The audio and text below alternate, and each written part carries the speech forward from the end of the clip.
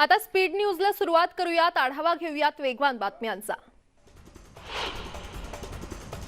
OBC आरक्षणाच्या मुद्द्यावर राज्य सरकारला मोठा धक्का बसलेला आहे। मागासवर्ग आयोगाने सादर केलेला अहवाल सुप्रीम कोर्टाने नाकारलाय। यामुळे आता सुप्रीम कोर्टाच्या पुढच्या निर्देशापर्यंत निवडणुकीमध्ये ओबीसी आरक्षण लागू करता येणार नाहीये। महाराष्ट्रात ओबीसी आरक्षणाशिवाय निवडणुका होऊ नये अशी भूमिका सत्ताधारी नेत्यांनी मांडली आहे। सर्वोच्च न्यायालयाने ओबीसी आरक्षण नाकारल्याने विरोधी पक्ष नेते देवेंद्र फडणवीस यांनी ट्विट करत राज्य सरकारवर निशाणा साधलाय। ओबीसी आरक्षणाशिवाय निवडणुका घेण्याला आमचा तीव्र विरोध असेल। भाजपा ओबीसी समाजाच्या पाठीशी भक्कमपणे उभी राहील असं मत फडणवीसांनी व्यक्त केलंय। सुप्रीम कोर्टाचा आजचा निर्णय म्हणजे ओबीसींना राज्यघटनेनं बहाल केलेलं संविधानात्मक राजकीय आरक्षण नाकारण्याचा हा प्रकार म्हणावा लागेल अशी प्रतिक्रिया राज्य मागासवर्ग आयोगाचे सदस्य प्राध्यापक लक्ष्मण हाके यांनी नोंदवली आहे। तसंच अंतरिम अहवाल फेटाळायचा होता तर मग सुप्रीम कोर्टाने तो मागितलाच कशाला असंही हाके यांनी म्हटलं।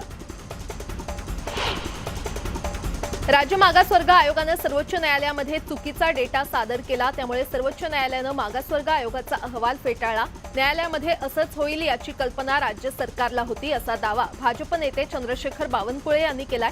राज्य सरकार केंद्राकडे बोट दाखवून ओबीसी समाजाची फसवणूक करतंय असा आरोप देखील बावनकुळे यांनी केला। जोपर्यंत ओबीसी आरक्षणाचा मुद्दा सुटणार नाही तोपर्यंत निवडणूक होणार नाही असा निर्णय राज्य मंत्रिमंडळामध्ये घेण्यात आलाय अशी माहिती गृहनिर्माण मंत्री जितेंद्र आव्हाड यांनी दिली। अर्थसंकल्पीय अधिवेशनाच्या पहिल्या दिवशी सभागृहात जोरदार गदारोळ झाल्याचं पाहायला मिळालं। एकीकडे अधिवेशनाच्या पहिल्या दिवशी राज्यपाल भगतसिंग कोश्यारी अभिभाषण अर्धवट सोडूनच सभागृहातून निघून गेले, त्यामुळे सत्ताधाऱ्यांनी जोरदार घोषणाबाजी केली। राज्यपालांच्या कृतीचा यावेळी त्यांनी निषेध केला। शिवरायांसंदर्भात केलेल्या वक्तव्याचा सत्ताधारी आमदारांकडून निषेध करण्यात आला। या गदारोळामुळे राज्यपालांनी त्यांचं भाषण थांबवलं आणि ते विधान भवनातून निघून गेले। राज्याच्या इतिहासात पहिल्यांदाच अशी घटना घडली असावी। राज्याच्या अर्थसंकल्पीय अधिवेशनात विविध मुद्द्यांवरून विरोधक आक्रमक झाले असून हे अधिवेशन नेहमीप्रमाणेच वादळी ठरणार असंच दिसतंय। दरम्यान मुख्यमंत्री उद्धव ठाकरे विधान भवनात पोहोचताच त्यांनी छत्रपती शिवाजी महाराजांच्या प्रतिमेला पुष्पहार अर्पण करून शिवरायांना अभिवादन केलं। आज संध्याकाळी 7:30 वाजता भाजपच्या सर्व आमदारांची बैठक बोलावण्यात आलेली आहे। विरोधी पक्षनेते देवेंद्र फडणवीस यांनी ही बैठक बोलावली आहे। फडणवीसांच्या निवासस्थानी ही बैठक होणार आहे। अर्थसंकल्पीय अधिवेशनाच्या पहिल्या दिवशी आज भाजपा आमदारांनी विधिमंडळाच्या पायऱ्यांवर आंदोलन केलं। अल्पसंख्याक मंत्री नवाब मलिकांचा राजीनामा घ्या अशी घोषणाबाजी या आमदारांकडून करण्यात आली। नवाब मलिक आणि दाऊद यांचा एकत्रित फोटो लावून आंदोलन करण्यात आलं। तर दुसरीकडे नवाब मलिकांच्या राजीनाम्यासाठी भाजपनं अधिवेशनाच्या पहिल्याच दिवसापासून आक्रमक पवित्रा घेतला। यावेळी भाजपकडून गदारोळ घालण्यात आला। नवाब मलिक यांच्या राजीनाम्यासाठी भाजप आक्रमक होणार आहे। अधिवेशन सुरू असताना भाजप मलिकांच्या विरोधात मोर्चा काढणार आहे। विरोधी पक्षनेते देवेंद्र फडणवीस यांच्या नेतृत्वात मुंबईमध्ये हा मोर्चा होणार आहे।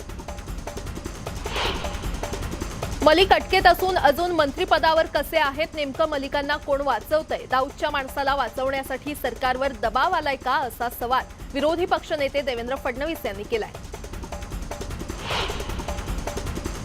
दरम्यान मलिकांचे हसीना पारकर सोबत व्यवहार असून बॉम्बस्फोटातील आरोपींना मदत केली जात असल्याचा आरोप देखील देवेंद्र फडणवीस यांनी केलाय। मलिकांनी आरोपींकडून जमीन विकत घेतली, त्यामुळे त्यांचा राजीनामा घेतलाच पाहिजे असा आक्रमक पवित्रा फडणवीस यांनी केला।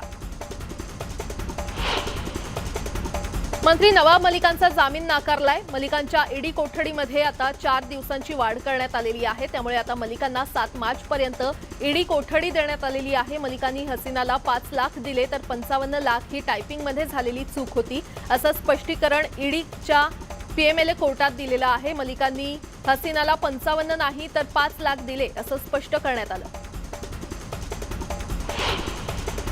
देशाचे पंतप्रधान नरेंद्र मोदी येत्या रविवारी पुणे दौऱ्यावर येत आहेत आणि त्यांच्या हस्ते पुणे मेट्रोचं देखील उद्घाटन होणार आहे। तसंच या दौऱ्यात पंतप्रधान जंगी सभा देखील घेणार आहेत। मोदींच्या सभेसाठी MIT ग्राउंडवर भव्य मंडप उभारला जातोय।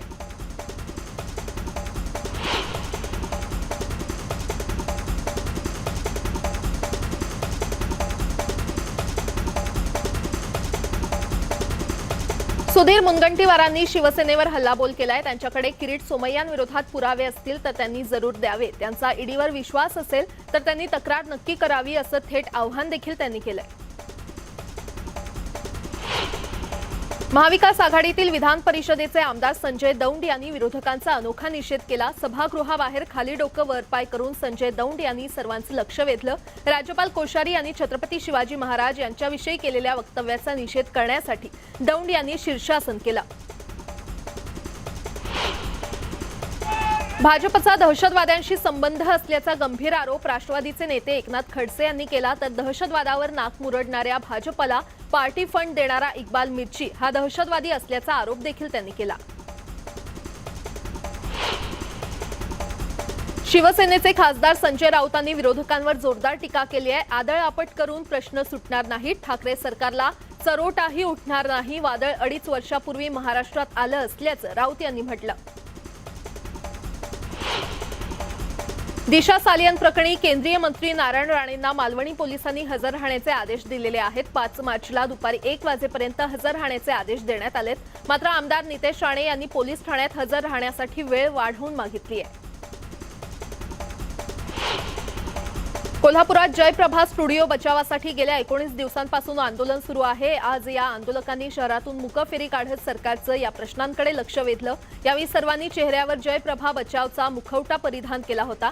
सरकारनं जयप्रभा स्टुडिओ विकत घ्यावा, अन्यथा हा स्टुडिओ विकत घेणाऱ्या लोकांच्या घरावर मोर्चा काढण्याचा इशारा देखील यावेळी देण्यात आला। राज्य सरकारचा महत्त्वाकांक्षी प्रकल्प असलेल्या समृद्धी महामार्गाशेजारी नव्यानं उभारल्या जाणाऱ्या नवनगरला शेतकऱ्यांचा तीव्र विरोध होताना दिसतोय। अहमदनगर औरंगाबाद सीमेवरील सुमारे 5,500 एकर जमीन यासाठी संपादित होणार असल्यानं शेतकरी हवालदिल झालेले आहेत। त्यामुळे शेतकरी आपल्या कुटुंब आणि ट्रॅक्टरसह समृद्धी महामार्गावर एकवटले आणि या सरकारच्या निर्णयाविरोधात निदर्शनं करत त्यांनी धरणे आंदोलन केलं। नाबार्डने सुलभ पीक कर्जाकरता सुधारित किसान क्रेडिट कार्ड योजना सुरू केलेली आहे। मात्र त्यातील जाचक अटींमुळे शेतकऱ्यांना आर्थिक नुकसान होतंय। या आणि इतर मागणीकडे केंद्र, राज्य शासन आणि नाबार्डचं लक्ष वेधण्यासाठी निंबी आणि जिल्ह्यातील शेतकऱ्यांनी अकोला जिल्हाधिकारी कार्यालयावर बेमुदत साखळी उपोषण सुरू केलं। अतिवृष्टी नुकसानग्रस्त लोकांना नुकसान भरपाई लवकरात लवकर द्यावी या मागणीसाठी शिवसेनेनं अकोला तहसीलवर ठिय्या आंदोलन केलं। पूरपीडित पात्र लोकांना जोपर्यंत चेक मिळणार नाही तोपर्यंत शिवसेनेच्या वतीनं ठिय्या आंदोलन सुरू राहील असा पवित्रा घेण्यात आला। लाखो रुपयांच्या पाणीपुरवठा योजनेमध्ये भ्रष्टाचार करणाऱ्या सरपंच आणि ग्रामसेवकावर कारवाई करा या मागणीसाठी बीड तालुक्यातील लक्ष्मीआई तांडा गावातील महिला आणि पुरुषांनी आज आक्रमक पवित्रा घेत जिल्हाधिकारी कार्यालयासमोर आमरण उपोषण सुरू केलं। सरपंचावर कठोर कारवाई व्हावी अशी मागणी गावकऱ्यांनी केली। परभणी जिल्ह्यातील अंगणवाडी सेविकांनी आपल्या विविध मागण्यांसाठी शहरातील छत्रपती शिवाजी महाराज पुतळा परिसरामध्ये धरणे आंदोलनाला सुरुवात केली असून राज्य सरकार जाणीवपूर्वक आपल्या मागण्यांकडे दुर्लक्ष करत असल्याचा आरोप त्यांनी केला। मागण्या मान्य न झाल्यास आंदोलन तीव्र करण्याचा इशारा महाराष्ट्र राज्य अंगणवाडी आणि बालवाडी कर्मचारी युनियननं दिलाय। नाशिक महानगरपालिकेचा कार्यकाळ 14 मार्चला संपणार आहे। त्यामुळे 15 मार्चपासून नाशिक मनपावर प्रशासक राजवट सुरू होईल। पालिकेचे आयुक्त कैलास जाधव यांची प्रशासक म्हणून नियुक्ती होईल असे आदेश नगरविकास विभागाचे प्रधान सचिव यांनी दिलेत। निवडणूक लांबणीवर पडल्यानं नाशिक मनपात प्रशासक राजवट सुरू होईल।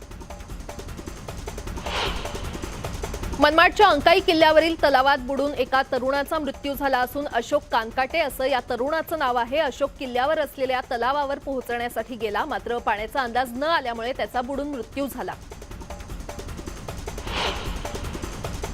गेल्या 3 ते 4 महिन्यांपासून शासनामध्ये विलीनीकरणाच्या मागणीसाठी एसटी कर्मचाऱ्यांचं आंदोलन सुरू आहे। मात्र शासनाकडून विलीनीकरणाची मागणी अमान्य करण्यात येऊन एसटी महामंडळ खासगीकरणाचा निर्णय होत शासनाच्या या निर्णयाचा जळगाव आगारातील एसटी कर्मचाऱ्यांनी खाली डोकं वर पाय असं अनोखं आंदोलन करून निषेध व्यक्त केलाय।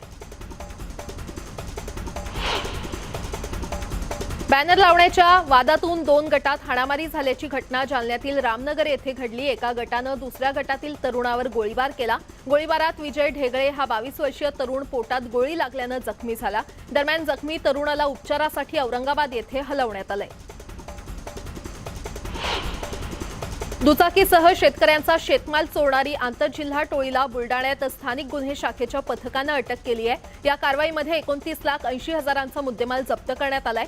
साखरखेर्डा पोलीस स्टेशनच्या अंतर्गत ही कारवाई करण्यात आलेली आहे आणि यामध्ये 15 क्विंटल सोयाबीनसह चोरीच्या 18 दुचाक्या जप्त करण्यात आल्या असून 4 आरोपींना अटक करण्यात आली आहे। धुळे जिल्ह्यातील डांगुर्णे गावाजवळ गोडे तेलाचा टँकर पलटी झाला। रस्त्यावरील खड्ड्यांचा अंदाज न आल्यानं चालकाचा वाहनावरील ताबा सुटल्यानं हा अपघात झाला। या अपघाताची बातमी कळताच काही क्षणात अपघातस्थळी परिसरातील नागरिकांची तेल नेण्यासाठी झुंबड पाहायला मिळाली। यावेळी परिसरातील नागरिकांनी मेल त्या भांड्यात गोडे तेल जमा करण्याचा प्रयत्न केला। मुंबईतील भायखळा या ठिकाणी झकारिया इंडस्ट्रियल इस्टेटमध्ये आग लागली। ही आग लेव्हल 2 ची आग आहे। घटनास्थळी अग्निशमन दलाच्या 8 गाड्या पोहोचलेल्या आहेत। रशिया युक्रेनमधील युद्ध आणखी तीव्र झालंय। युक्रेनवर रशियाकडून हल्ल्यांची तीव्रता आता आणखीनच वाढली आहे। या हल्ल्यामध्ये 2000 नागरिकांचा मृत्यू झाल्याची माहिती युक्रेन सरकारनं दिलेली आहे। रशियानं कीवबरोबरच खार्किव आणि अन्य मोठ्या लोकसंख्येच्या शहरांना लक्ष्य केलंय। रशियन सैन्यानं कीवला चारही बाजूंनी घेरलेलं आहे। युक्रेनमध्ये भारतीयांना बंदी बनवल्याची चर्चा सुरू आहे, मात्र परराष्ट्र मंत्रालयानं हे वृत्त फेटाळलं असून दूतावासाकडून भारतीय विद्यार्थ्यांसोबत संपर्क सुरू असल्याची माहिती मिळाली आहे। अधिकाऱ्यांच्या मदतीनं अनेकांनी खार्किव सोडलं असल्याची माहिती देखील परराष्ट्र मंत्रालयानं दिली आहे। रशियाच्या हल्ल्याने युक्रेन बेचिराख झालंय। शेकडो किलोमीटरपर्यंत स्फोटांचे आवाज ऐकू येत आहेत। सर्वत्र आगीचे लोळ पाहायला मिळत आहेत, तर स्फोटाची दृश्य अंगावर काटे आणणारी आहेत। देशात ऑपरेशन गंगाला आता वेग आला असून युक्रेनमध्ये अडकलेले 220 भारतीय मायदेशी परतलेत। C-17 विमानातून 220 भारतीय दिल्लीमध्ये दाखल झालेत। हंगेरीहून C-17 विमानातून 220 भारतीय दिल्लीमध्ये दाखल झाले। केंद्रीय राज्यमंत्री अजय भट्ट यांनी या भारतीयांचं स्वागत केलं। भारतीय विद्यार्थी हर्षिता कीव पोलंड मार्गे आज नवी दिल्लीमध्ये पोहोचली। संसदीय मतदारसंघातील कोटा बुंदी येथे राहणारे तिचे कुटुंबीय आज खुश आहेत। त्यांच्या या आनंदात सहभागी होण्यासाठी लोकसभा अध्यक्ष ओम बिर्ला यांनी त्यांची भेट घेतली। यावेळी हर्षिताच्या आई वडिलांनी ओम बिर्ला यांचे आभार मानले।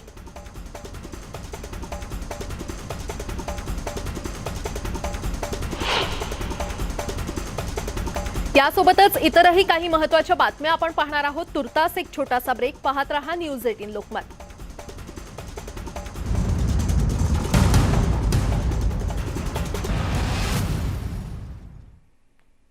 ब्रेक नंतर आपलं पुन्हा एकदा स्वागत आणि आता आढावा उर्वरित बातम्यांचा। Integrated manufacturing solutions company Sanmita आणि रिलायन्सनं भारतात एक संयुक्त उपक्रम हाती घेतलाय। मेक इन इंडिया उपक्रमाअंतर्गत अत्याधुनिक इलेक्ट्रॉनिक्स हार्डवेअर बनवण्यासाठी हा उपक्रम सुरू करण्याचा निर्णय घेतलाय। भारतातील हार्डवेअरची वाढती मागणी पूर्ण करण्याचं रिलायन्सचं उद्दिष्ट आहे। तसंच ही साधनं निर्यात देखील केली जाणार आहेत। या भागीदारीद्वारे डिजिटल अर्थव्यवस्थेमध्ये नवीन मार्ग तयार करत असल्याची प्रतिक्रिया रिलायन्स जिओचे संचालक आकाश अंबानी यांनी व्यक्त केली आहे। टीम इंडियाचा ऑलराऊंडर व्यंकटेश अय्यरनं इंदूरमध्ये जुन्या मित्रांसोबत गल्ली क्रिकेटचा आनंद घेतला। भारतीय क्रिकेट विश्वात गल्ली क्रिकेटला मानाचं स्थान आहे। सर्वच क्रिकेटपटूंच्या खेळाची सुरुवात यामधूनच होते। ते स्टार झाल्यानंतर देखील गल्ली क्रिकेटचं प्रेम विसरत नाहीत।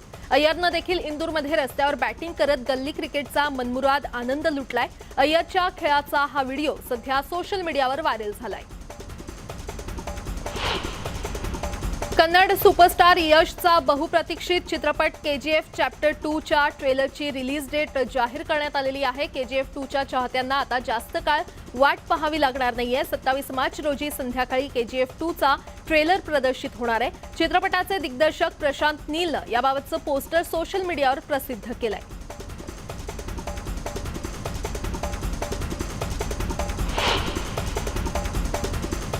या बातम्यांसह बुलेटिनमध्ये वेळ झाली इथेच थांबण्याची, मात्र ताज्या घडामोडींसाठी पाहत रहा न्यूज 18 लोकमत।